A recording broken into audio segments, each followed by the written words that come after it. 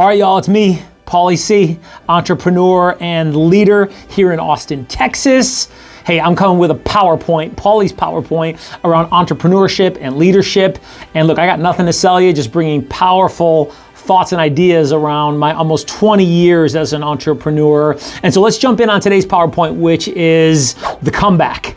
Now look, we all get pushback when we're in our business. Now, whether you're the one generating business or it's your team, we get pushbacks. And when we get the pushback, how do we come back?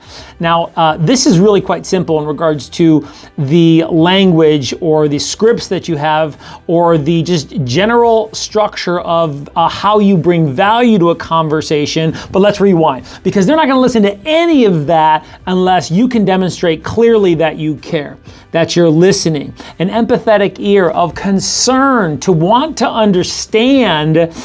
Okay, what do you got to do in your business to change that? What do you have to do with your team so that they're better listeners, so that they're better communicators? What do you need to do better that's fixed into your response on how you and or your team can more consistently respond in a similar manner to overcome these objections? Now look, these may be conditions, stuff that we can't do anything about, but we're still exploring that. And as long as we may still think it's an objection, a question, a doubt, a fear, an insecurity in the mind of the prospect, we have to be able to re-engage. How do we do that more creatively? What are the three other different ways that we engage that so that we can come back? Because less often they hear what we say and more often they hear how we feel. How do we feel, my team? How do I feel about what I'm really trying to do? Am I trying to overcome, or am I trying to connect?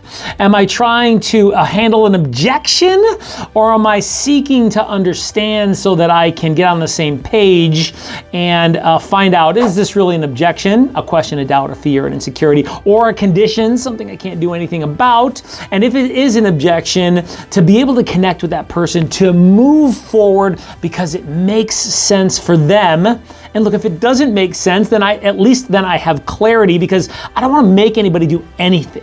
I just want to find out if we can move forward based off of being able to address and understand insecurities and doubts and fears and questions in the minds of these prospects, so that when they push back, I can come back.